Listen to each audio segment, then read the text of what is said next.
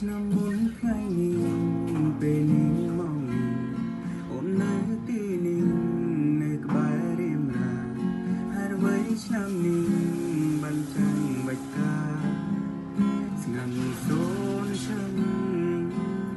តើអូនលឺបងស្រែកសួររូបអូនទេបើសិនអូនលឺឆ្លើយប្រាំបងហងនឹងមេបងនៅទីនេះកូនឡាយយើងផ្ដើមស្នេហ៍មានគេប្រាប់ថាអូននៅក្បែរអ្នកថ្មីបៃតាបានចាំងត្រូវបានជ្រុំដល់ដីមកលឺដូចនោះគ្មានពីងវ័យត្រូវស្ដីបានត្រឹមហួចនឹងស្រមៃកាលពីម្សិលមិញអូនបានប្រាំបងថា